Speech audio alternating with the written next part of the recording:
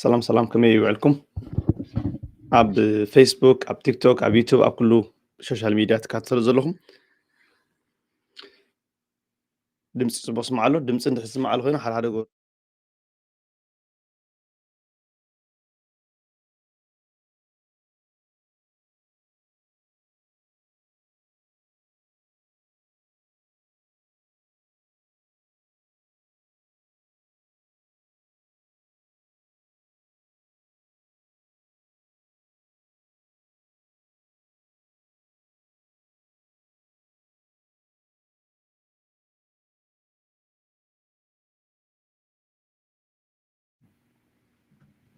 اوكي ثانك يو فيري ماتش كلهم اي ثينك دمس صبح اسمع حمزه الله حبيركم لهم بطعمي مزجن مالتي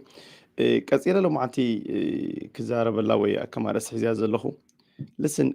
كلاتنا ብዙሓት ሰባት ሓደ ካብቲ ፓራላይዝ ገይርዎ ዘሎ ወይ ድማ ንዝበዝሕ ሕሳብ ሰዓት እንታይ መስብሉኒ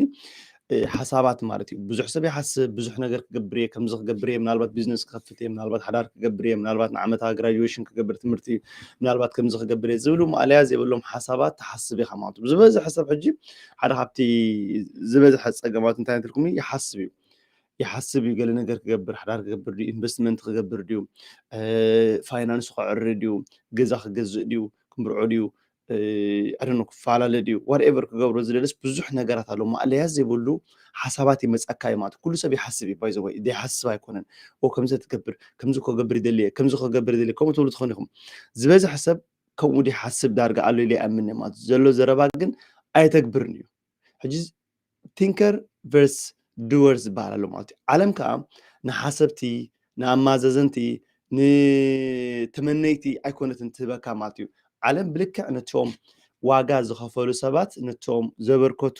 በቲ መጠን ዘበርከትካ እምበር በቲ መጠን ዝሓሰብካ ኣይኮነትን ትኸፍለካ I think ኣብዚ ኩላኹም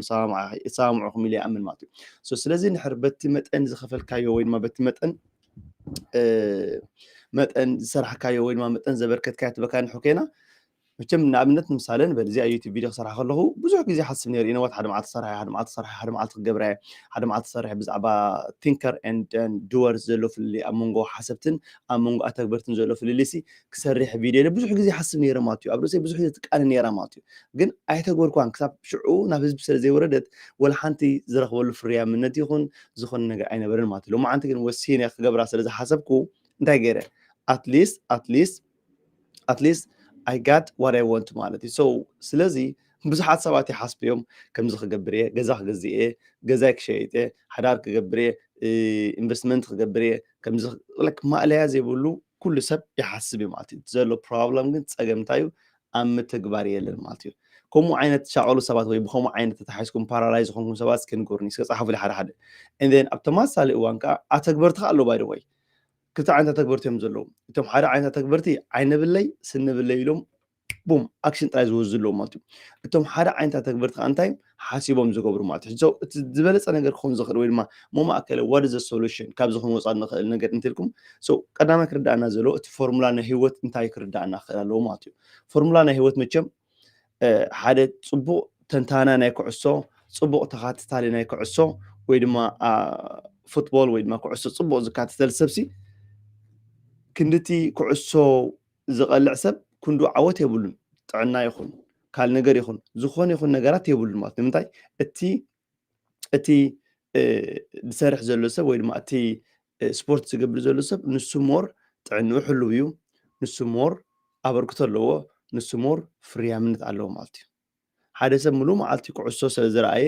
ጥዕንኡ ሕልው ወይ ገለ ይኮንን ግን ኣብ ተማሳሊ ግዜ እንታይ ይኸውን ኣብ ፍልጠት ክመፅእ ከሎ ኣብ ምዝርራብ ገለ ክመፅእ ከሎ እቲ ሙሉ መዓልቲ ኩዕሶ ክሪኢ ዝውዕል ሰብ ግን ኣናላይዝ ይገብሮ በቃ ዲያሎግ ይገብር ኣናላይዝ ይገብር ማለት እዩ ሕጂ ሓደ ካብቲ ኣብ ማሕበራዊ ሂወትና ይኹን ኣብ ፖለቲካዊ ይኹን ኣብ ቁጠባዊ ይኹን ኣብ መንፈሳዊ ሂወትና ይኹን ፀጊምና ዘሎ እንታይ እዩ ቲንከር በዚሖምና ሓሰብቲ በዚሖም ወላ እኳ ፅቡቕን ሕማቕን ብዘየገድስ ሓሰብቲ ግን በዚሖም كم يقول لهم حسب توجه ماله أو ما كله زيادة تجبرك وأنا هجيب بحسب مخري بني ما تيسي مخري بقى يحسب جن حنت نقدر جن كجبرك اللي ماتوا كم زت تجبرك وتصبون يرا كم زت تجبرك well thank you so much سلزها كان حسابات يمزجني مالت بلك እዚ ሓሳብ እዚ ካብ ሓደ ትፈትወካ ሰብ ጥራይ ኢኻ ትረኽቦ ማለት እዩ። ነገር ግን ከምኡ ይኮነ እቲ ሓቂ ዝኾኑ ማለት እቲ ሓቂ እንታይ እዩ? ሓደ ሰብ እንዳተምሃረ እዩ ዝኸይድ ማለት እዩ። ንምሳሌ መጀመርታ እንታይ ትገብር? ትሓስብ፣ ድሕሪኡ ተተግብር፣ ድሕሪኡ ሪፍሌክት ትገብር። ኦኬ ዝገበርክዎ እዚ እዚኣ ቪድዮስ እንታይ ፅቡቅ ነገራት ኣለዋ፣ እንታይ ሕማቅ ነገር ኣለዋ፣ what was the good things, what is the bad thing? ኣበየ adjustment ትገብር ሽዑ ስዑ ትፍርሙላ ሕጂ ቆልዓ መጀመርታ እግሪ ተክል ቅድሚ እግሪ ምትካሉ ግን ማልያ ዘይብሉ መዓልቲ ይወድቕ ሽዑ በብቁሩ እናተምሃረ እግሪ ተክል ድሕሪ እግሪ ምስ ተኸለ ንክኸይድ ፀገም ድበሃል የብሉን እሞ ሓንሳብ ምስ ሓለፋት ኣዋዳድኻ ካልኣይ ግዜ ኣይወድቕን እዩ ማለት እዩ ስለዚ እንታይ ክብል ኢለ ብሕፅር ዝበለ ኮፍ ኢልካ ኣብ ገዛ ዓፂኻ ወይ ኣብ ኢንተርነት ሪኢኻ ዝመፅእ ለውጢ ነገር የለውን ማለት እዩ ክጅምሮ ዘለካ ነገር ዩቲብ ንሕር ኮይኑ we have to start today እንድሕር ኢንቨስትመንት ኮይኑ we have to start today ፋይናንስ ካብ ምዕራይ ንሕር ኮይኑ we have to start today እንድሕር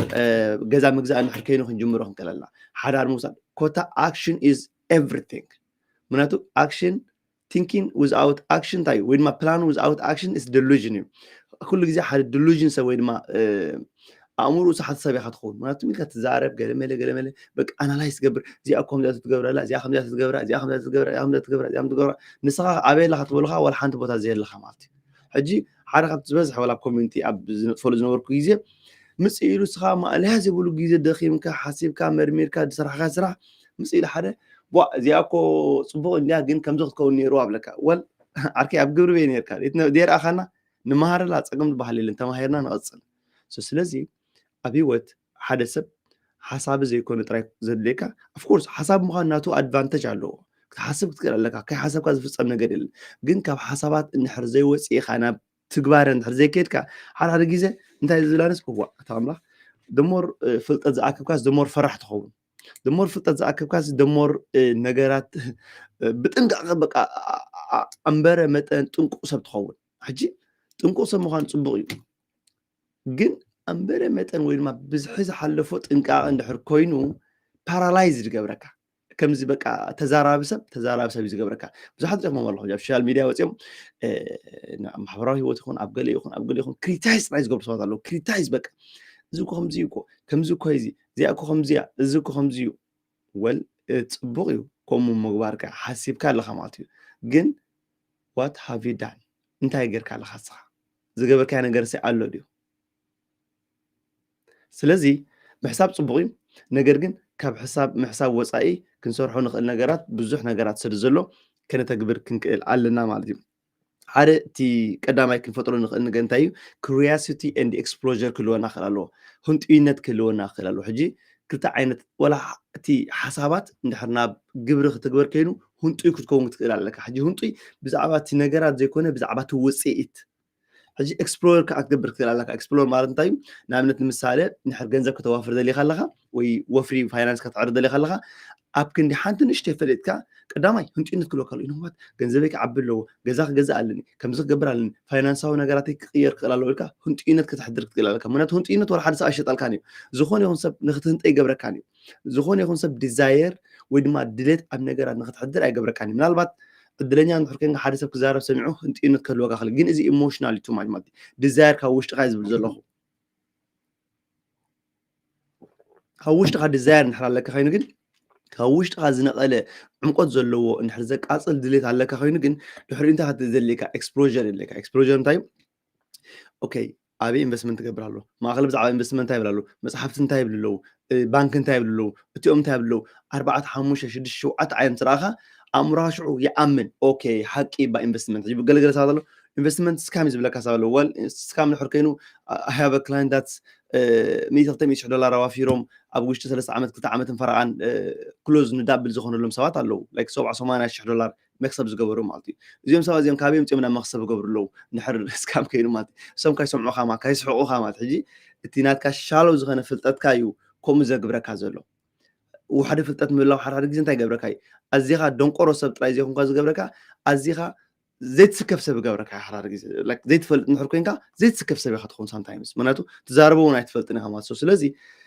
curiosity وين ما هنت إنت نحر نجارات نحرات ريحة نحرت هنت إنت مثلا أنت تركمني exposure مقبل وين ما نجارات مرعي ببزح أنقلاتهم رأي تحد investment نام جزء مجزء إلله جزء مجزء حاجة كاب حتى يوتيوب زارب سمع سمع خام من هالبعد أنت يوتيوب زارب زول سب من هالبعد بزعبة investment بزعبة بيتكوين بزعبة stock market وبزعبة كل نقدر زفلت ساعات على زفلت نحر كيلو جزء مجزء حتى أتخذ لك خون خلي جزء مجزء ما أخذ لك خون خلي السخاجي تهانتينة زنبرتك بحنت نجر فلتت كاسر إذا حسك أنت تكون لها ستوب تكبر شعو جزاكو خمزيو جزاكو خمزيو جزاكو خمزيو جزاكو خمزيو إلك كل تزارو زربا إجنس ناي جزا ويرما أنس أرنا جزا يخون مالتي right نرارد على نادينا سوفار سك حد صحفوا لي صبوا على دي نرارد على نادينا بحنسب على نادينا سوفار سك حد صحفوا لي yes winto thank you winto thank you تامرات يوب سك صحفوا لي حد زرقد صبوا على نادينا سمع له هو دمسي قال ما كل نجارات حد صحفوا لي هانت ده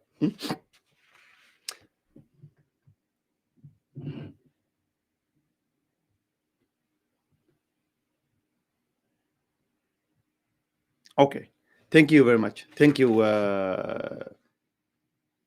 for some reason it's not coming here okay no problem so I think na Facebook minutes allo and then thank you so much كلهم شرط قبروا زلهم please حانت دا وصلوا مجيزة نابكالو سبعة نتانك بصح شير قورا please حانت دا وصيركم نابكالو سبعة نتانك بصح شير قورا 1 minute وصيركم نابكالو سبعة نحر شير لكم that would be good thank you وانت thank you okay so سلازي curiosity لنا curiosity مالت هنتينت نحر نقر بك هنتي كتكون بقى إنه وات كفلت إدلي كعبيد اللي كماري إدلي كمزخون إدلي كمزخون إدلي بقى هنتينت بقى أتزل خالص أزيخ هنتو يسب كمان لك قرعة ريهم ما لهم قرعة ريوا قرعة تزبلت عبنتو مشت مبنا بلي دكس نجوها كان مخلص درابتي تس بقى لايف كم أختكم مسكر الله هنتو يكتكون على لك بقى كدكس قال لك مشت سلمتاي دكس يركات حرقت كل على كان تاي قبري دكس كتب لك كل على كان نجو خد لها كان مخلو سبك كتسخ كجبرة كان مالتي النحر أبت صرحو سرح دي أبت تنورون أبرادي أبت لها هيودي النحر عمود خانة في الطدي ويدلت النحر زي بالكهنت إن أنت زي بالكهينو life is boring like literally it's boring life it's become boring أتخون life مالتي سلزي boring متى كي تخون أنت هنجبر كل لنا تلكمني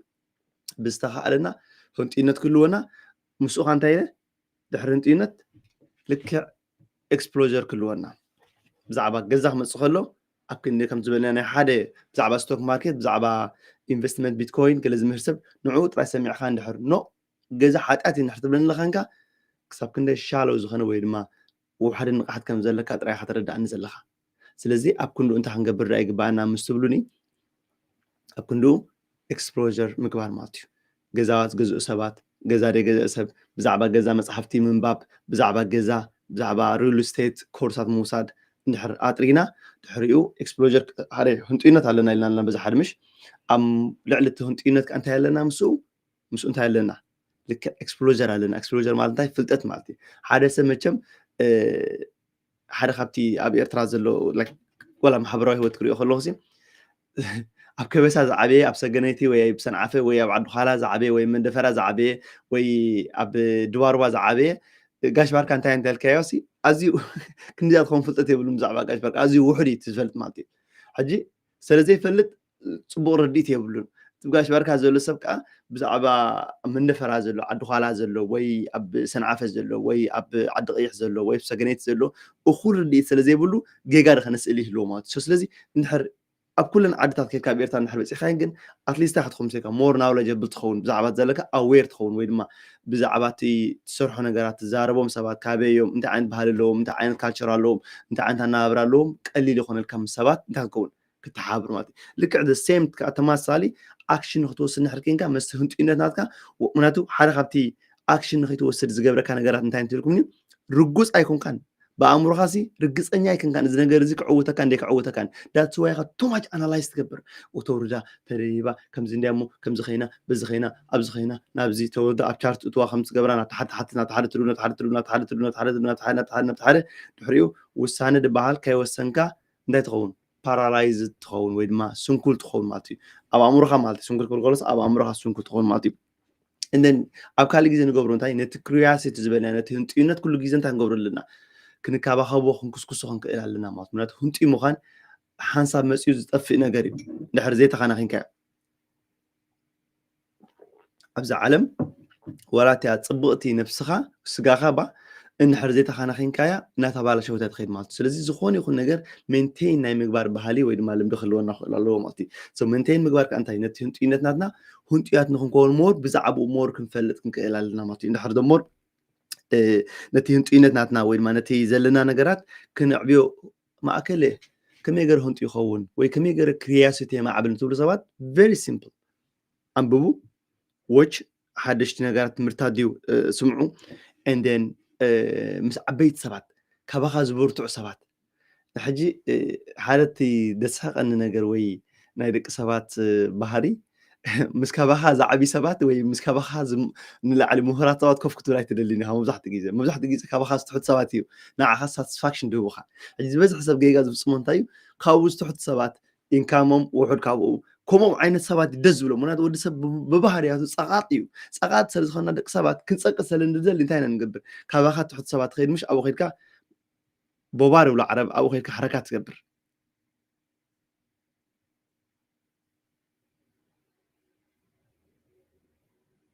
ኦኬ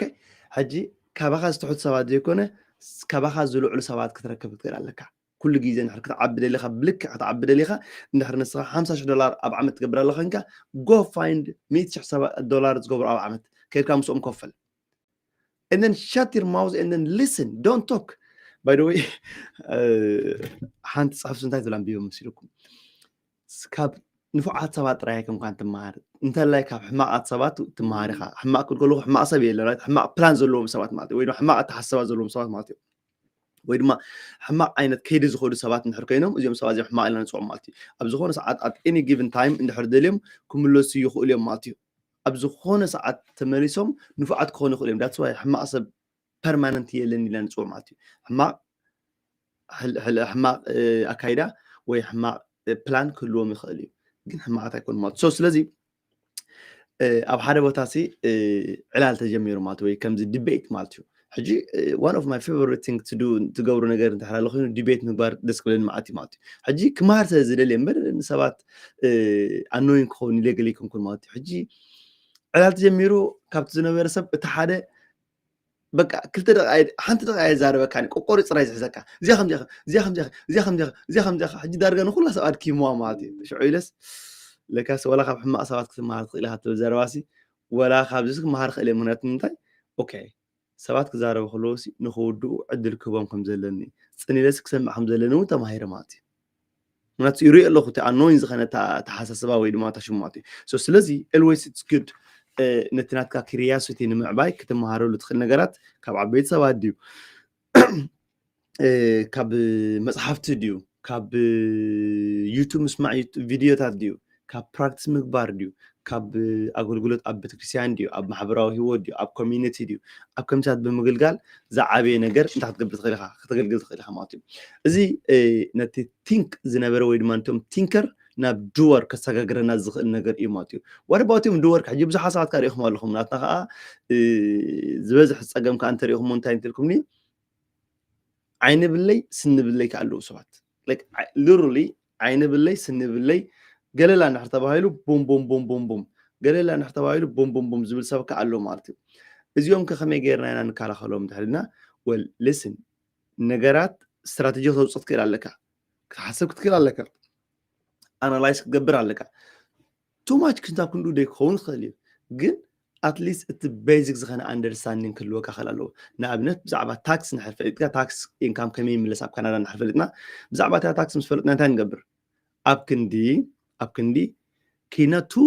ማች ብዛዕባ ታክስ ነፅንዕ ቴን ቤዚክ 10 ነገራት ታክስ ካናዳ ንድሕር ሪዲስ ክትገብር ዘለካ ወይ ድማ ግብሪ ናይ መንግስቲ እንድሕር ውሑድ ክትከፍል ዘለካስ እንታይ ክትገብር ኣለካ ዝብላ ንሕተን 5-6 ነገራት ፈሊጥና ድሕሪኡ ኣካውንታንት ኸይና ሃይ ልስን ናይ 2 ሰዓት ክኸፍለካ እሞ ማሃረኒ ብዛዕባ እዚአን ቨሪ ሲምፕል ክትገብራ ትኽእል ማለት እዩ ኣካውንቲን ረኺብካ ናይ 2 ሰዓት ናይ 3 ሰዓት ክትመሃር ትኽእል ማለት እዩ ሕጂ በዚ ጌርካ እንታይ ክትከውን ትኽእል ኢኻ እቲ ትወስኖ ውሳነ ኩሉ ግዜ ውፅኢታዊ ክኸውን ይሕግዘካ ማለት እዩ እንተዘይኮይኑ ግን ዓይኒ ብለይ ስኒ ብለይ ወይ ክስቶ ድኳን ከፊቱ ወይ ክስቶ ባርቤሪ ከፊቱ ወይ ክስቶ ከምዚ ከፊቱ ወይ ክስቶ ከምዚ ገይሩ ወይ ክስቶ ተመርዒዩ ብፍላይ መርዓ ማለት እዩ ላይክ መርዓሲ እቲ ዝዓበየ ኣብ ሂወትካሲ እቲ ዝዓበየ ኢንቨስትመንት እንታይ እንትልኩም ንሲ እቲ ኣብ ምሳኻ ትመርፃ ጓል ኣንስተይቲ ወይ ድማ እቲ ትመርፆ ወዲ ተባዕታይ ማለት እዩ ሕጂ ነዚኦም ሲ ከመይ ጌርካ ክትመርፆም ወይ ከመይ ጌርካ ክስቶ ተመርዒዩ እሞ በቃ ኣነስ 30 ዓመት ገይረ ወይ 32 ዓመት ገይርካስ ከም ግዴታ ጌርካ ክትቆፅሮም ሲ የብልካን ማለት እዩ you have to think you have to strategy okay ንሰማዕ ዲና ብርግፅ ንሓደ ሰብ ሙሉእ ህይወቱ ኣይትፈልጦን ኢኻ ንወዲ ሰብ ክትፈልጦ ኣይትኽእልን ኢኻ ወላቲ ኣነ ዝበለ ሰብ ንሰብ መርሚሩ ክበፅሖ ዝኽእል ሰብ የልቦን ማለት እዩ ንወዲ ሰብ መርሚርካ ክትበፅሖ ትኽእልን ኢኻ ሓደ ካልኣይ ወዲ ሰብ ኩሉ ግዜ ምስ ኩነታትን ምስ ኣነባብራን ዝቃየር ባህሪ ዘለዎ ወዲ ሰብ ኩሉ ግዜ ኣብ ሓንቲ ነገር ኣይነብርን እዩ ስለዚ ነቲ ምቅያር ክስኻ ድሉድ ኢኻ ገለ ሰባት ዝስዕሩኩም ኣለዎም ተቐይርካ እኮ ይብሉኻ ወይ ከምኡ ትብሎም ማለት እዩ ወል ክቕየር እምበር እንታይ ደኣ ገብር ዘለካ ንመን ዳ ክፅበ ቀደም እኮ ታች ኣይነበረትን ሎማዓንቲ ታች ኣይፎን መፅያ ካብ ታች ኣይፎን ጥራይ ወፅያ ኣበይ በፂሓ ዓለም ረእይዋ ብሓንቲ ዙም 100 ሰባት 1000 ሰባት 10000 ሰባት ክተራኸበሉ ትኽእል ባይታ ተፈጢሩሉ ማለት እዚ ማለት እንታይ ዓለም ንሕር ብዕስፊ ልክዕ ከም ናይ ብርሃን ጩራ ንድሕር ትሕንበብ ኣላ ኮይና ኣነ ንስኹም እንዳ ብ100 ኪሎሜትር ፐር ኣዋር ኣይኮነሲ ወላ 200 ኪሎሜትር ፐር ኣዋር ሲ ክንቅየር እዩ ዝግባአና ማለት እዩ ግን እቲ ዝበዝሐ ሰብ እንታይ ዝገብረካ ኖፕ ካይትቕየር be the same person ማለት እዩ so ናብቲ ሓሳባት ክመልሰኩም ውሳነ ክትውስን ከለኻ ኣብ ክንዲ ዓይኒ ብለይ ስኒ ብለይ ዝኸውን ንእሽተይ ሓሳባት ምቕባል ኣዝዩ ኣገዳሲ እዩ ከም ዝበልናዮ ሓዳር ክገብር ከለኻ ንኣብነት ቆልዑት ክንደይካ ቆልዑት ትወልድ ትደሊ ኣትሊስት እቲ ቤዚክ ኣፍ ኮርስ ናይ እግዚኣብሔር እዩ ናይ እግዚኣብሔር እዩ ንስኻ ፕላን ኣውፂኻ ንእግዚኣብሔር ክትፅበይ ከለኻን ፕላን ካያውፅኻ ንእግዚኣብሔር ክትፅበ ከለኻን ዘሎ ፍልሊ ላይክ ሰማይን ምድርን ማለት እዩ ሰማይን ምድርን ንዓይሲ كي حتى كان نسي كبني اللي كان حتى حسب الله خاين كاسي وال عملت أبزله تأمرات هلو تأمرات سبسكرايب قول لي فيديو قول لي بالله سبسكرايب قول لي لو حجد سبسكرايب قبل زي اللي سبسكرايب قول لي سبسكرايب قبل زي اللي سبسكرايب قبل لي رايت نحرزي حتى تناقن أنقالي كنا كينا خمي كم زلوا خان بالمات سرز باي زوي أنت أمرات تيب توزلا يوتيوب channel أعطيهم سبسكرايب قول له فيديو تابع زول نحرفتهم سمعوه مالتي حجاز خونكم خلي مالتي so ስለዚህ እቲ ቤዚክ ዝኸነ ወይ ድማ እቲ መሰረታዊ ዝኸነ ከተሰማምዓካ ድኽእል ምስ በዓልቲ ቤትካ ወይ ምስ በዓል ቤትኪ ቅድሚ ሓዳር ምግባርካ ቅድሚ ኢሞሽናል ሎ ገለመለ ገለገለ ቅድሚ ዝኩሉ ነገራት ሃተውተው ከይኣተኻ ከለኻ ቤዚክ ዝኾኑ ነገራት ክሰማምዑ ድኽእሉ ናይ ቆልዓ ድዩ ናይ ሃይማኖት ናይ ኣጣኣምትኻ ሂወት ድዩ ኢቨን ፖለቲካሊ ቪው ናትካ ባይ ደ ወይ ድሕሪ ቁሩብ ድሕሪ ግዜ ንዓበና ከም ሃገር ኣብ ዓብዪ ነገራት ደረጃ ምስ በፃሕና ፖለቲካሊ ናትና እውን ኣዝዩ ተሽሙ ክኾኑና ማለት ምክንያቱ ሓደ ሰብ different politically ዘለዎ ወይ ድማ different political ረኣያ ዘለዎ ሰብኣይን ሰበይትን ንሕረለውን ንኽራረድኡ ኣዝዮም ኣሸገርቲ ክኾኑ እዮም ማለት እዩ ስለዚ ብዙሕ ነገራት ኣብ ግምት እቲኻ ክትከይድ ክትክእል ኣለካ ማለት እዩ ከምኡ እውን ኣብ ሃይማኖትካ ድዩ ወይ ኣብ ተኣምንሉ ኣተሽሙ ማለት እዩ ምክንያቱ ዲፈረንት ሃይማኖት ንድሕር ከይዱ እውን ፀገማት ክፈጥረልካ ክእል ማለት እዩ ምናልባት ከምቲ ስኻ ትደልዮ ስሙዝሊ ደይ ክኸይድ ይኸውን ይኽእል እዩ ባህሊ ናምንቲ ሓንቲ ሰብ ምስ ሓደ ፃዕዳ ንድሕር ተመርዒ ወይ ሓደ ፃዕዳ ምስ ሓንቲ ሓበሻ እንድሕር ተመርዒ ሲ it's not gonna be easy ቀሊል ክኸውን ሲ ኣይክእልን ከምቲ ሓብትኻ ዘሎ ክኸውን ኣይክእልን are you ready ንዑ ተሓስበሉ ክትክእል ኣለካ ማለት እዩ so ከምኡውን እቲ ናይ ስራሕ ካሪየር ናትካ ከመይ ዓይነት ሰባት ክኾን ትኽእል ንኣብነት አንትርፕረነር እንድሕር ኮይኑ ወይ ድማ ባዕለይ ሰሪሐ ክነብር ዝደሊ ኣብ ትሕቲ ሰብ ክገዝእ ኣይደልኒ ዝብል ኣተሓሳስባ ዘለዎ ሰብ እንድሕር ኮይኑ ሜቢ 8 ሰዓት ደቂቃ ክልካ ክኸውን ይኽእል እዩ ሳምታይምስ there is 17 ሰዓት ዝሰርሓሉ ግዜ ኣሎ ማለት እዩ ኣፍኮርስ ዝሰርሕ ዘሎ ኮይኑ ይስምዓኒ ኣብ ናተይ ሂወት ኣብ ናተይ ናብራ ወይ ኣብ ናተይ ስራሕ ስለዝሰርሕ ማለት እዩ ግን ከምኡ ዓይነት ትፅቢታትካ እንድሕር ኣቐዲምካ ነቲ ኣብ በዓልቲ ቤትካ ድዩ ወይ በዓል ቤትኪ ንበዓል ቤታ ድዩ እንድሕር ሜክ ሹር እንድሕር ዘይተራዳዲኻ ፀኒሕካ ኣይሰሙን ኣይሳለስቲ ፋሕፋሕ ካኣተወካ ግድነት እዩ ማለት እዩ ስለዚ ኣብ ክንዲ ዓይኒ ብለይ ስኒ ብለይልና ዝኾነ ይኹን ውሳነ ኢንቨስትመንት ድዩ ሓዳር ድዩ ትምህርቲ ድዩ ገዛ ምግዛእ ድዩ ኮታ ኩሉ ዓይነት ነገራት ውሳነታት ንህቦም ኣብ መዓልቲ ነዚኦም ንእሽተይ ፍልጠት እንድሕር ወሲኽናሎም ወይ ንእሽተይ ሓሳባት ወይ ንእሽተይ ኤክስፕሎዥር ንድሕር ጌርናሎም እንታይ ክኾኑ ይኽእል እዩ ዝሓሸ ውፅኢት ክንውስን ክሕግዙና ይኽእሉ እዮም ማለት እዩ እንተዘይከይኑ ግን እንታይ ክንከውን ኢና ጌጋ ዝኸነ እንታሽሙ ክህልወና እዩ ማለት እዩ and then think ካሊእ ክብሎ ዝደሊ direct different thinker and doers thinkers ዝበልናዮ ወይ ድማ ሓሰብቲ ዝበልናዮም ሰባት እንታይ እዮም ዝገብሩ ብዙሕ ግዜ they analyze too much ሓደ ግዜ ሓደ ሰብኣይ ምን ያድና በይ ስምዐ እዚ መብዛሕትኡ ግዜስ ምስ ተማሃርካ ወይ ምስ ፈለጥካ ምስ ዓባኻ እዚ ሓዳር ክትኣትዎ ዘሎ ብድሆ ከቢድ ይብል ነይሩ ማለት እዩ I think ሓቂ እዩ at some point the more ነገራት ድፈለጥካ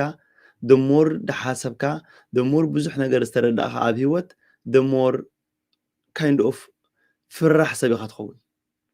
ሕጂ the more ዘይፈለጥካ the more ደፋር ሰብ ትኸውን ሕጂ ነዚ we got a balance ክንገብሮ ክንክእል ኣለና ምክንያቱ ፈራሕ ክትከውን የብልካን ኣዝኻ ከዓ ዓይኒ ብለይ ስኒ ብለይ ዝኾነ ካይዳ ከዓ ትከይድ የብልካን you have to be strategic and a doer جيرو مبزعت جلسة عين بلي سن بليلو حداراتو عين بلي سن بليلو كذا كذا عين بلي سن بليلو جنزب يوفر عين بلي سن بليلو أكشن وسد عين بلي سن بليلو وسانتات يوسن مات ويد ما توجسو يجبر ماتو تحركها كوف فيلو أنالايز جبرك زي أخم زي عند ناقل زارو هي listen حبير ناس كوميونيتي حبير ناس كجزان نزات لهم تو حموش الصبات مسيوم تابرخا وكم زندي مو حبشانا خمزي سام عكاني خمزي لك بعلو كايدي سام عكازل نبعلو سي مسوم مسم دي سام عصاباتي نقدر كنت هبلك له اي سام انا بقى لازم تاي over thinking بقى too much thinker يقبر بقى نقرات وخلا فلوط يبلون curiosity يبلون وين ما بزعباتي نقرتي هنتينت يبلون so by the way هنتينت كلكم خلالو هنتينت انت زي بلنا ولا حانت نخرج نجري لنا desire دليت بك خوشنا زخد دليتن هنتينتن هنتيات نقوم كم كلالنا بقى بزعبات نجبرو نجر بزعبات نفسمو وصاينا بزعبات نحسبو نجرات هنتيات مهانة تأكي تعمل مفتح معتي نحر هنتوي كنكا تحري مها explore نحر غير كان نجرات exposure نحر لك هاي بزعبا بزعبات تجبرو بزعبا جزام جزاء نحكي بزعبا real estate مصحفت من باب ديو كورسات مساعد ديو مسرولي تركيت كا بانك خيت كا كندي أبروف جبرو خاخذ نخلو مسكالوت لندر كيت كان نحر بروكرج كيت كان نحر حديد كا كندي أبروف جبرو خاخلو أب ألبرتا دي حاش جزا أب فانكوفر دي حاش أب تورونتو دي حاش أب كيتشنر دي حاش أو وينيبيك دي حاش إن حر كيت كا إكسبلور دي جر كان حزيري خان زيهم كلهم نجارات لميت تدخل الناولو يشرز لك وين ما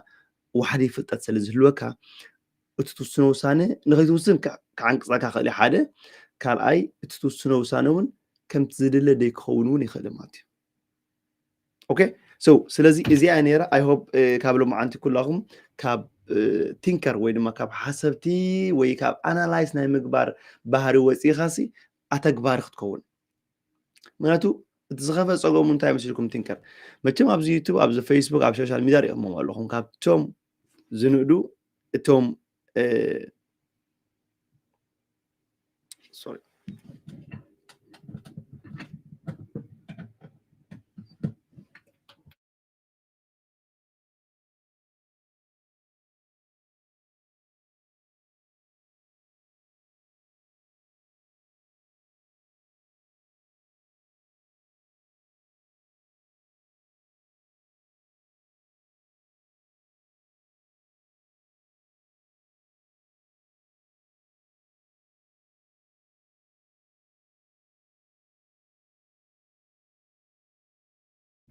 ኦኬ ሶሪ ይቕረታ ድምፅታሽ መወፅአ ፅንሓ መቸም ኣብ ሶሻል ሚድያ ወይ ኣብ ማሕበራዊ ሂወትና ብዙሕ ግዜ ንሪኦም ሰባት እንተሃልዮም ኮይኖም እንታይ ዓይነት ሰባት እዮም ዝብሉኒ ኣዝዮም ፈረድቲ ዲና ክንብሎም በቃ ኣብ ሂወትካሲ ወሰንቲ ሰባት ኮይኖም እዮም ዝቐርቡ ማለት እዩ በቃ ኩሉ ሰብ ከምዚ እንድያ እሞ እዚኣ እንድያ እሞ listen the more ነገራት ኣናላይዝ ኣብ ዝኾንካ ኣናላይሲስ ሰብ ኣብ ዝኾንካ ሃሉ ነገራት ከምዚ ዶ ኣብ ዝኾንካ ሃሉ ሰብ the more annoying person ኢኻ ትኾን annoying በቃ ቅጅ ሰብ ኢኻ ትኾን ማለት ምክንያቱ ተዛራቢ ጥራይካ you are a talker ኢኻ ትኾን ድሕሪ ማለት እዩ ውሳነ ናይ ምውሳን ኣይትውስን ኢኻ ፓራላይዝ ትኸውን በቃ ትሚልካ ሓሳባት ጥራይ ክንደይ ሰባት ኣሎ ምስ ክፀሓፉለይ ኢነዋት ማእከለ ኢንቨስትመንት ክንገብር ሓሲብና እሞ ግን በቃ ብሎም ፅባሕ ዓመት ሓሊፋ ገዛ ክንገዝእ ንሓስብ እሞ ግን ሰርች ክንገብር ኢልና ዓመት ሓሊፋ ኢነዋት ክምርዖ ኢደሊ እሞ ሎሚ ፅባሕ ብቐዳማይ ዕለን ነይሩ ሓደ ዓርከይ ራእሲ እንታይ ይብለኒ ሲ ዝኾነ ዓርኩ ድዩ ወላ ገለ ነይሩ ሲ ክምርዖ ድዩ ወይ ገለ ኣድኖ ተባሂሎም ሲ ኣንታ እንታይ ዳ ዘይትምርዖ ዳ ክንደይ ኩሉ ግዜ ሓተወ ነይሩ ማለት ሕጂ ሓራይ እንታይ ይብሎስ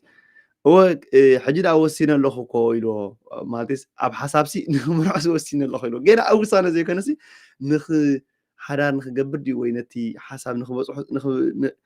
ناب اكشن نكخيز حسب بحسابات وسينا له جينا دحريت حساب كسالاسلي دحريو اب بايتا خورديو كمزدو بزح نغات مالتي سو basically start with small بنش نغارات نجمر let's say investment ندحر كينو كنا $50,000 ندربي إن إحنا نفرح خوينا إن إحنا سقاط على نخينو $50 $100 تجمر أسير كاتريو تحش جوحي تحرق تريو نحس صبو خير على خينو لبها نحر عاقب لك 500 شغلتين 9 مليون ولا ever amount تكبر ماتيم ناي جزام جزان حركينو قديم كار السيرش تكبر بزعبا جزا زلك رديت كله خاب سمعت وصيخه كوفي لك جزام جزا انتي ربحو حجي زبيز حسب انتي تصقم مسلكم ايموشنال اتاچ كوين مو مساكا ولا ون كتماخرو تللخا كتماخرو تخلني خن منتي جزا دقين دمو خمسين دمو قلمت لك اول انا هجي الدق وعاتي خزارو لك ان لسن بأمرها نحر مصيخاني كزاربك نحر بلبخا حاسب كان مصيخاني كنزارب ينخلنا بلبخا تفكر طري خنبر بلبخا تحسب يتخلني خا بأمرها تحسب زلك ويت بأمرها نحر حاسب كان مصيخا كن كنرارا نخلينا كنديك ورد خل كنديك نبل نخل اب جزا خراي تخفل زلخا انتايو اب تخاري تغازي نحر غزي خايو ناي مورجيج مانزلي بيمنت كندي خون انترست ريت كندي كابزو حر تركب خليخا تخاريخا كندو گنزب سيف غيرك اب انفستمنت غيرك ايو عبيت كل وقت خليو نزي نحر انالايز كنقبر كوينا كل جزء انتي خونالو يبلو مسلكم لبخا አውዲቃት ሞጽ የብልካን በሓንጎልካ ጥራይ ኣብ ፔፐር ጥራይ ክመጽእ ክእል ኣለዎ ማለት እዩ ስለዚ ኩሉ ግዜ ምስ ሰባት ኣብ ምኽሪ ንኽደሉ ግዜ ድዩ ኣብ ሓሳብ ንደልሉ ግዜ ድዩ ወሲና ኣይንኽዶም ብፍላይ ናይ ህዝብና ፀገም እንታይ እዩ ወሲኑ እዩ ዝመፀካ ኣፕሩቫል ድልዩ ዝመፀካ ሊትራሊ ኣፕሩቫል ድልዩ በቃ ይንዋት what do you think ብዛዕባ ገዛ ከማን ይብለካኒ ኦልሬዲ ገለመለ ዳውን ፔመንት ኣትሒዙ ገለመለ እንታይ ይመስለካ ብዛዕባ ገዛ ብለካ ሕጂ ኣነ ስኻ ብዛዕባ ገዛ ኦልሬዲ ዳውን ፔመንት ዘተሓዝካሉ ኣነ ሕጂ ሕማቅ ክዛረበካ ይክእልኒ ከመይ ገለ ሕማቅ ክዛረበካ ዋይ because you already decide ስኻ መፂኻ ዘለኻ ፅቡቅ ክብለካ ኢልካ መፂኻ ዘለኻ well you don't give me option ምርጫ ተበኒ ኣለኻ ሽዑ እንታይ ክብለካ በዓልካ ወስና ጥራይ ክብለካ ደኸል ማለት እዩ ስለዚ instead ኣብ ክንዲ ወሲንካ መፂኻ ትዛረብ ቀዲምካ ካብ ኩል ነገራት ወፂኻ ክትዛረብ ትኽእል ኣለካ ማለት እዩ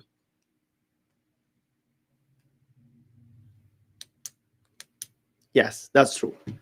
እዚኦም ኢንቨስትመንት እስካም ዝብሉ ሰባት they are less informed ብላሉ ማለት ከም ዝበልኩም አንተ ሆይ እንድሕር ኤክስፕሎር ዘይገርካ ነገራት ወይ ኣብቲ ትደልዮ ዘለካ ዓውዲ ድዩ ኣብቲ ትደልዮ ዘለካ ንጥፈት ድዩ እንድሕር ኤክስፕሎር ዘይገርካ ኩሉ ግዜ ኣስሓቂ ሰብ ኢኻ ትኸውን ሰብ ይስሐቀልካ እዩ ማለት እዚ ደፋር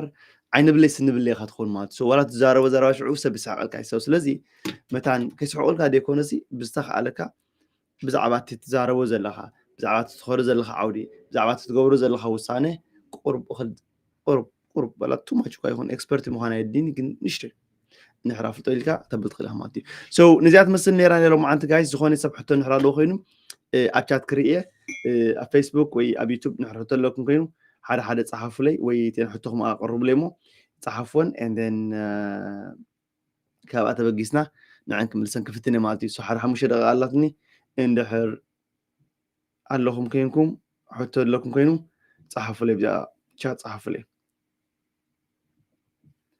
ሕቶ ዘለዎ ሰብ እንተሎ ኮይኑ ኣብ ቻት ፀሓፉለይ ፕሊዝ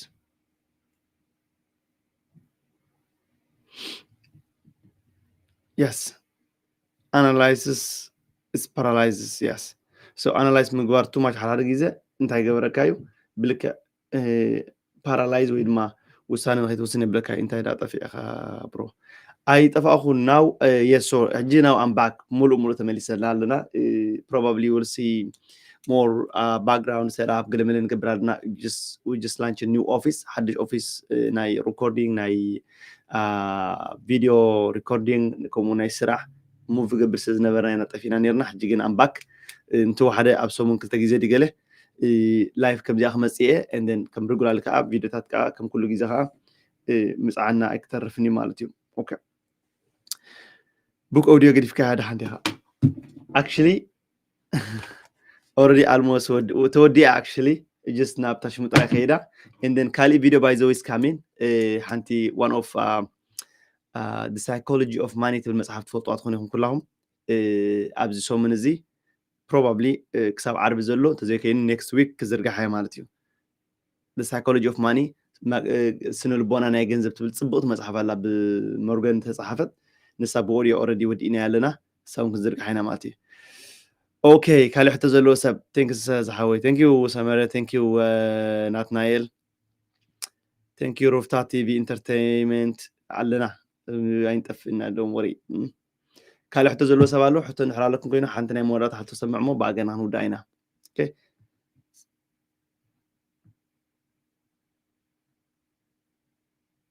Thank you. God bless you too.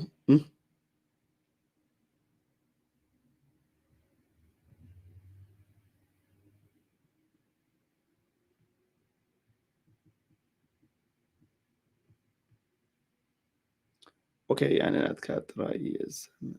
Thank you نتحوي. Yes, so ስለዚ ከም ንገብር ኢና ኣብዚ ዘለኹም ኣይትሕመቑ እቲ ዝዓበየ ነገር ከም ዘለኩም always separate yourself በሓንቲ መዓልቲ ዝመፅእ ነገር የለን ኩሉ ግዜ ክወስድ ክእል እዩ ነገራት ኣብ ውሽጢ ሰሙን ኣብ ውሽጢ ወርሒ ኣብ ውሽጢ ዓመት accomplish ዘይገበርኩም ወይ ድማ ዘይተዓወት ኩሎም ዝብል ኣረኣእያ ወይ ድማ ታሽሙ ክመፀካ ክኸውን ይኽእል እዩ እቲ ጫውጫውታ ናይ ዓለምን ጫውጫውታ ኣሎ በቃ ከምዘይ ገበርካ ካብ ውሽጢኻን ካብ ደገን ድመፅእ ክልተ ዓይነት ጫውጫውታ እዩ ዘሎ ብዙሕ ግዜ ሓድሽ ነገር ክዘይበላ ተሓሰብካ ንኣብነት ኤዲቲንግ ኣብ ትመሃረሉ ግዜ ምናልባት ገንዘብ ኣይትገብር እንትኸውን ትኽእል ኢኻ ንወርሒ ንክልተ ወርሒ ሰለስተ ወርሒ ኣርባዕተ ወርሒ ሓሙሽተ ወርሒ ድኻም ጥራይ ግዜ ክኸውን ይኽእል ማለት እዩ ግን ትረስት ሚ እቲ ድኻምን እቲ ኩሉ ትገብሮ ዘለኻን ብኮንቶ ኣይኮነን ከም ሰብ ኣብ ጅባኻ ገንዘብ እዩ ዝኣቱ ዘሎ እምበር ከም ሰብ ተዓብለኻ ካራክተር ናትካ እንታይነትካ ፍልጠትካ ስኪል ናትካ ወላ ሓደ ፍጡር ኣብዚ ምድሪ ክወዞ ዘይክእል ሰብ ኣብዚ ኣቱ ኣሎ ስለዚ ግን ጫውጫውታ ኣሎ ዓርክኻ ክላ እስኻ ክትምልካ ገንዘብ ትምልካ ግዜኻ ተጥፋእ ኣለኻ ግዳት ዘይትሰርሕ ኢኻ ትምልካ ክብለካ ኸሊ ውሽጢኻ እውን ከምኡ ዝብል ጫውጫውታ ካብ ውሽጢ እውን ክመፅእ ኸሊ ነዚኦም ጫውጫውታ ብሎክ እንተዘይገርካዮም ወላ ሓንቲ ኣይትዕወትን ኢኻ ማለት ስለዚ ብዙሕ ግዜ ጫውጫውታ ናይ ውሽጥን ናይ ደገን ይመፁና ንኹላትና የሳዕቡና እዮም ማለት እዩ ቴንክ ዩ ኣኽሊሉ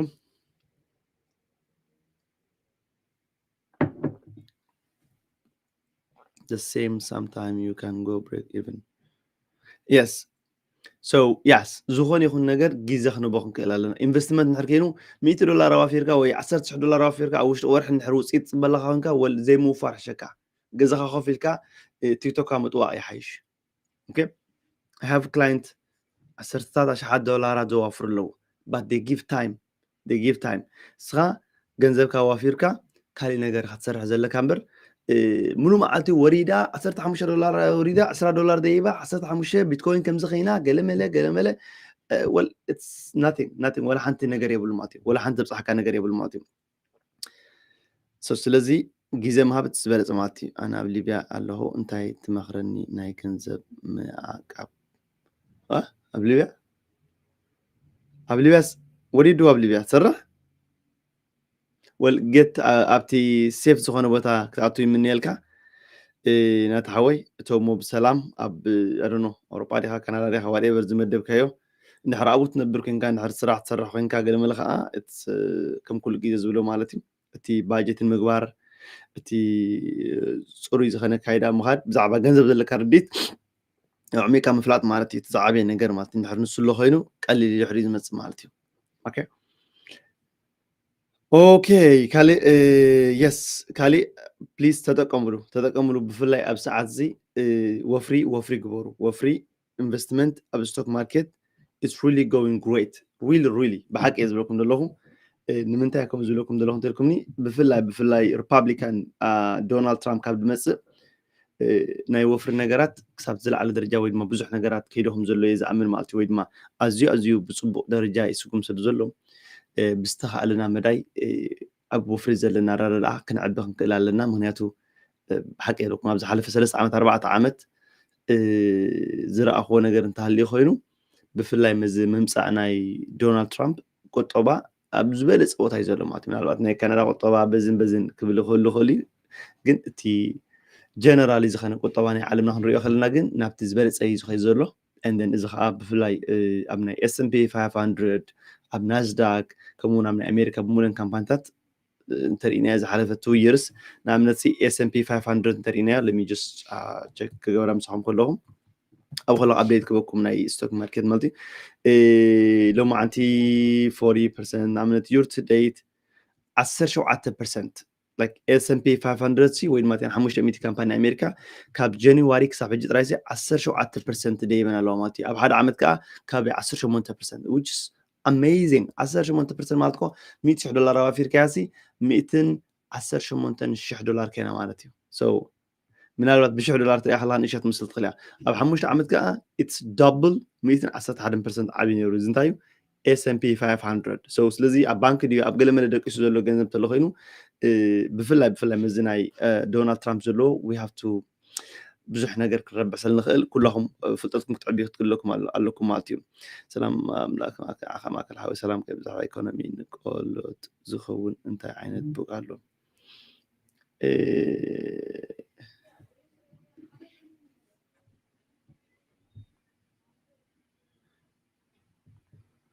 ንቆልዑ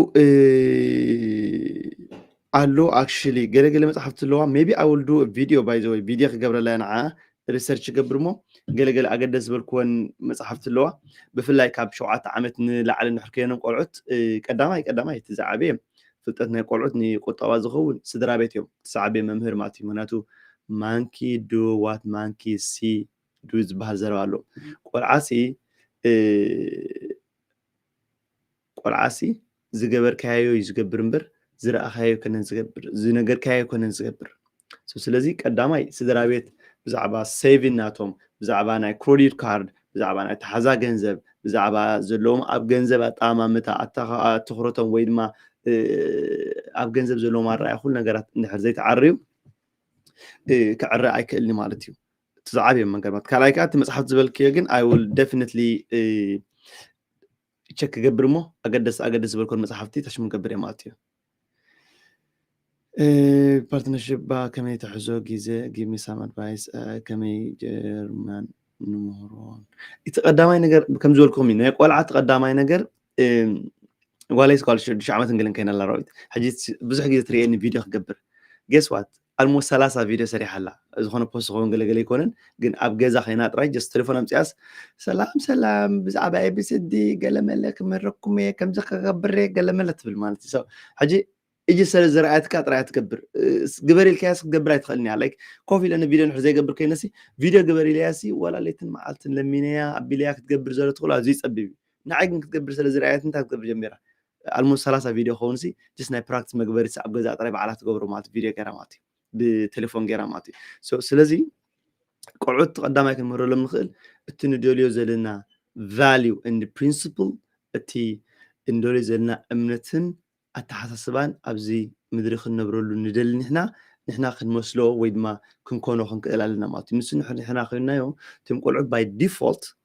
ንዓና ክመስሉ ይኽእሉ እዮም ማለት እዩ ናይ ገንዘብ ሴቭ ምግባር ናይ ተሓዛ ገንዘብ so my mom was ኣደይ ቁፅርሲ 20 ድሞር 20 ካያሲ ኣዝያ ክሳብ ኩሉ ደማሪት ኣይኮነት ቁፅር ሳቢ ዝኸንት ወይ ድማ ፍልጥ ነበርትን ኣብ ገንዘብ ግን there is no one ኣብ saving ከም ናይ ኣደይ ተሓስባ ዝነበሩ ኣሎ ኢለ ኣይምድኒ ማለት እዩ ግዜና ክንሪኦ ከለና ከመይ ገይራ ትዕብየና ነይራ we see that ሕጂ by default ሽዑ ድሓን ትኸውን ኢኻ ወላ of course ንዓበኻ ናትካ ትውስኸሉ ተጉድሎ ትውስኸሉ ኣለካ ግን ዝዓብየ ወለዲ በቲ ሶም ዝገብርዎ ኢና ንሕና ንዖም ንመስል ማለት ክብል እየ business with partnership back ከመይ ትሕዞ give me some advice business with partnership በይንኻ እውን ቢዝነስ ኮ ኣይኮኒ honestly speaking ቢዝነስ ኮ ዝኩሉ ኤርትራዊ ዝመስሎ በይኑ ቢዝነስ ዝገብር ዝመስሎ እምበር በይንኻ ቢዝነስ ኣይኮንካ ሰራሕተኛ ኢኻ honestly speaking ንሕር በይንኻ ትካል ከፊትካ ኣለኻ ሰራሕተኛ ናይቲ ትካል ኢኻ ንስኻ ቢዝነስ ኣለኒ ክትብል ከማይ ትኽእል ኢኻ business always with a partnership በይንኻ ዝስራሕ ኣይኮነን ነገር ግን እቲ ፓርትነርሺፕ ክርድኦ ክእል ኣለዎ እንታይ partnership do you have agreement ለካ ድዩ እቲ ሰብሲ ኣለዎ ዲ understanding ኣብቲ ንስኻ ትሓስቦ ዘለኻ ዕላማሲ እንታይ ኣድማዕነቱ ሕጂ ንኣብነት እንድሕር ትካል ክተፍተለ ኢኻ ለትሰይ ንምሳሌ ሬስቶራንት ንዓይ I have no idea ብዛዕባ ምግቢ ወዲ ምግቢ ክርዳእኒ ይክእልኒ ወላ ሓንቲ ይርዳእኒ ግን I need someone ብዛዕባ ምግቢ ዝርድኦ ሞር ሰብ ምክንያቱ ንዕኡ ክሕግዞ أنا خانت أكبر خانت لكمني I can manage marketing selling management leadership كلمة نتي تتكالجن كم يجيركا organize تجبروجن this is my skill smart I'm very good at it ماتي الصوت سبجن كم يجيركا تصرح عين صبح مسين صبح تجبر لكم نجن I have no idea. So to answer your question, Winto, yes, it's very, very important to try it's partnership ዝኾኑ ሰኻ you have to have a real discussion ከምዚ serious ዝኾነ discussion ክህልወካ ክእል ኣለዎ ማለት እዩ ከምዚ ተሰኻኺፍካ ሓደ ዝዓበየ ነገር ኣሎ assumption is the killer ሓሲቡስ ከምዚ ክገብር እዩ ሓሲባስ ከምዚ ክትገብር እያ ዝብል ኣተሓስባ ከውፅእ ኣሎ hey listen ABC ልክዕ ስምምዕኻ ብኣግሪመንት ዘለዎ ስምምዕኻ ብኦፕን ዲስካሽን ቢኸውን ብሓወይ ብዓርኪ ተኣማሚንካ እምነት ዝበሃል ነገር የለን ተኣማሚንካ ቀዳማይ ትሰርሕ ዘለኻ ኢናፍ ድሕሪ ዝመፅእ ፔፐር ወርክ ጥራይ ዝመፅእ ማለት እዩ ሽዑ of course ሕድገት ክህሉ ክእል እዩ ሕድገት እናገበርካ ክኸውን ይኽእል እዩ ነገር ግን ኩሉ ግዜ ፓርትነርሽፕ is very very important ክብል ይፈቱ ማለት እዩ ስለዚ ብዘይ ፓርትነርሽፕ ወላ ሓንቲ ክግበር ኣይክእልኒ ካልእ ናይ መወዳእታ ሕቶ ዘሎ ሰብ እንተዘይከይኑ በዚኣ ክንውዳእ ኢና ማለት እዩ ሶ እታ ቀንዲ ኣርእስቲ ናይ ሎማዓንቲ ዝነበረት ኣብ መንጎ ሓሰብትን ኣብ መንጎ ኣተግበርትን ዘሎ ፍልልይ ልስን ዝሓሰብካ ተሓሰብካ ነዚ ዓለም ክልውጥ ዝኽእል ሓሳብ እንተሓሰብካ እንድሕር ኣብ ግብሪ ዚሮ ኮንካ ያር ዚሮ ዓለም በቲ ንስኻ ዘተግበርካዮን ዘበርከትካዮን ዘፍረኻዮ እንዳእምበር ብዝሓሰብካዮ ኣይትበካን እያ ማልያ ዘይብሎም ሰባት ሓሲቦም ነይሮም ማልያ ዘይብሎም ሰባት ነዚ ዓለም ቅይርዎ ሓሲቦም ነይሮም ማልያ ዘይብሎም ሰባት ሰላም ኣብ ዓለም ከውርዱ ሓሲቦም ነይሮም ግን ኣብ ገዞም ተዓፅዮም ኣብ ሓሳባት ጥራይ ፓራላይዝ ስለ ዝኾኑ ዝደለዩ ነገር ካየበርክቱ ኣብ መቃብር ኣትዮም ማለት እዩ ኣነ ንስኹም ድማ ከምኡ ከይንኸውን ካብ ሎማዓንቲ እንታይ ክንገብር ኣለና ጋርቢ ኣክሽን ክንወስድ ክንክእል ኣለና ማለት እዩ ናብ ትግባረ ክንከይድ እንተዘይክኢልና ወላ ሓንቲ ክንገብሮ ኣይንኽእልና ማለት እዩ this is when to us to that's asking you about business and partnership please give me some advice okay I think you want to okay العوي stock market بخمي اتتكال كنرخبو نخيل مغنيات بزحي سبام سرقت علوم والرفتا تي زعبي هنقولون انتي that's why لكم عنتو اندي حير بزي فلت اتخيل الله خونك ازيغ حرقين يتخون انت تقول لك انا عخاسي بزعب 10 10 50 100 دولار كتوافنا حسبك 300 250 دولار كفيل كم ممارسي انت عقبت هوننا انا حجي عقبت هون كاي بالله ምክንያቱ እቲ 150 160 ዶላር ወይ 100 ዶላር ከፊልካ ትመሃራ ትምህርቲ ንሳ ብዙሕ ፋውንዴሽን ክትተኸለልካ ትኽእላ ብዙሕ መሰረት ኣብ ስቶክ ማርኬት ስለዚ እንታይ ዝበለና ቀዲምና ብዛዕባ ስቶክ ማርኬት ኣቲና ንመሃር መፅሓፍቲ ዲና ኮርሳት ዲና ማለት እዩ እቶም ክትመሃርቱ ድልይ ኣብ ኤሪ ኢንቨስቲንግ ንሕራትኹም ሙሉእ ትምህርቲ ኣለኩም ካብ ኤክስ ኣብ ዜድ ልዕሊ 45 ዓይነት ቪድዮታት ኳሊቲ ዝኾነ ንስቶክ ማርኬት እንታይ ቦንድ እንታይ ስቶክ እንታይ ኢቲኤፍ እንታይ ሚቹዋል ፋንድ ባንክ ከይድካ ባዕልካ ምውፋር እንታይ ረብሑ ንሕዘዮ ባንክ ከይድካ ምውፋር እንታይ ይጠቕሙ ከመይ ጌርካ ስቶክ ኣናላይዝ ትገብር ከመይ ጌርካ ስቶክ ትፍትሾም ዝብሉ ማልያ ዘይብሎም ትምህርትታት ኣለዉ ማለት እዩ እዚኦም ኩሎም እዚኦም ዝተምሃርካ ሽዑ ኣብ መወዳእታኻ ናይ ሓንቲ ሰዓት ኮፍ ኢልና ብዙም ሓደ ብሓደ ኣካውንት ምክፋት ድዩ ካልእ ሓበሬታ ድዩ ሕቶም ዝህልወካ ዲኻ ንውስን ማለት እዩ ስለዚ go check eryinvesting.com eryinvesting.com أتهم تمارس عليهم كريبتو أنت جزء حجي كميتريو مزي ناي interest rate تحس كبلوش كي تسفع له دو تزمان interest rate كات كجبروت لا أول أنت أمن مسيركم there is two things هبز عندري as an investor يكون ولا investment رئيس يكون principles يختارون نجار له ما أكله أبز مدري ሓደ ነገር ጥራይ ክቋፀር ዝኽእል ኢለ ይኣምን ኣኽሊሉ ሓደ ነገር ክቋፀር ዝኽእል ወይንታ ሓደ ነገር ክትቋፀርላ ትኽእል ሩታ ሓንቲ ነገር ክትቋፀር ትኽእል ንመን እያ ሩታ ንሩታ ጥራት ክትቋፀራ ትኽእል ኣነ ደሞ ዓንቲ ኣብ ላይፍ ሰባት መፅኡ ኣይመፁን ኣይ ሃብ ኖ ኣይድያ ተመፅኦም ፅቡቕ ሓደ መፅኡ ፅቡቕ 1000 መፅኦም ፅቡቕ 100,000 ሰብ መፅኦም ፅቡቕ ኖ ፕሮብለም ግን ኣነስ ክገብር ኣለኒ ጥራይ ላይ መፅእ ንነፍሲ ጥራይ ክቋፀራ ዝኽእል ክመፁ ይኽእሉ ኣይመፁን ክፈትዎ ኣይፈትዋን ግን this is none of my business ሕጂ ኣብ ስቶክ ማርኬት ወይ ኣብ ወፍሪ ብሓፈሻ ከምኡ ዓይነት ኣተሓሳስባ እዩ ዘለኒ ብሕጂ ዝመፅእ ዘሎ ኢልካ ቱ ማች ኣናላይሲስ ክትገብር የብልካን what about your plan do you have a plan what's your plan ኣብ ክሪፕቶ ካረንሲ ዘለካ ፕላን እንታይ እዩ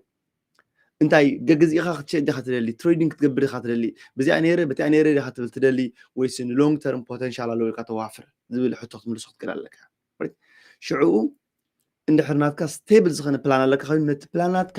ኩነታት ናርኣኻ ኣጃስትመንት ኢኻ ትገብሮ ሰባት ፕላን የብሎምን ኢንተረስት ሬት ክቁረፅ እዩ ኢሎን ማስክ ከም ዝኽብል እዩ ዶናልድ ትራምፕ ከም ዝኽብል እዩ እንዳበሉ ይኸዱ well this is politics ወደ ሓወ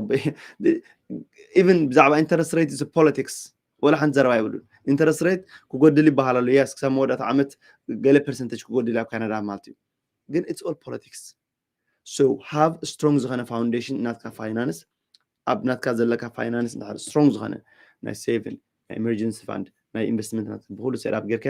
ድሕሪኡ become easier ማለት እዩ ስለዚ I can't say ፅቡቅ እዩ ሕማቅ እዩ well it's up to you ማለት እዩ እንድሕር ኣነ ንኣብነት ብነዊሕ ዓመታት ክገዝእ ፀኒሐ so what I do 100,000 whatever amount ወርሓዊ ትሚለ ዝገዝእ I don't care ይውስኽ ይጉደል ብዘይገድስ none of my business because I don't do trading ቀደም ቅድሚ 4 ዓመት ገለመለ ሙሉእ መዓልቲ ትሬዲንግ ናይ ስቶክ ናይ ክሪፕቶ ገብር ነይረ እቶም ትሬዲንግ ትገብሩ good luck all I can say is good luck ድሕሪ 2 ዓመት ድሕሪ ዓመት ነብስኹም ርእይዋ ክንደይ ግዜ ጥፊኹም ክንደይ ኤነርጂ ጥፊኹም ክንደይ ገንዘብ ከሲርኩም ወይ ክንደይ ገንዘብ ከሲብኩም እንድሕር if you're doing good then continue ተዘይከይኒ ግን stop ክወር ማለት እዩ ስለዚ ኣኽብር ዝደሊ ብዝኾነ ኣብዚኣ ክንውዳእና ሎ መዓልቲ thank you very much almost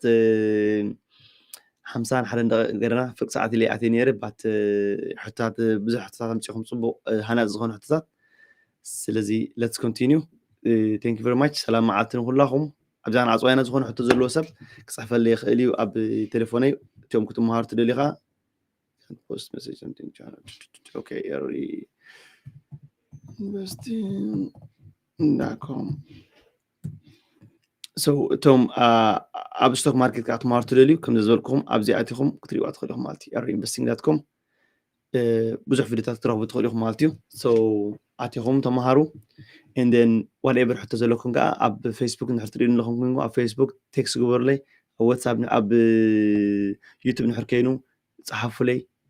መሰንጀር whatever ዘለኩም ሕቶታት እንድሕር ናይ ቀውዑት ናይ ትምህርቲ ናይ ደቅኹም ከመይ ጌርኩም ኣብ ዝበለፀ ከዓብየሉ ዝኽእል ብፍላይ ኣብ ካናዳ ንድሕር ኣለኹም ኮይንኩም ክትገብሮ ትኽእሉ by the way I can show you testimony ዝሓለፈ 4 ዓመት 5 ዓመት ከዋፍረሎም ፀናሕኩ ክላይንት ክሪኦ ከለኹ it's بخبانه كله بس ولا بحيل دفئي اتيات بلو جزء يمسي مع تمنات نمنتاي التعبية تحريد 4 عام مش عم تقولي خلها يعني أكا I wish كل سب ترابح تدخلني I wish كل سب عبي تدخلني يرتب المات سوسلزي التوم أب investment قد السبات منكم الله ستوك الله كريبتو الله كستويلو خمسة إلو عبي تبيلو ديكونه ستريت خانة foundations اللي هو finance كات عرفت قال لك ماتيو تحريقها خميجة كتعبي بزعب عبنا قررت تحسب صغير ماتيو with that being said thank you very much كلهم I love you سلام عليكم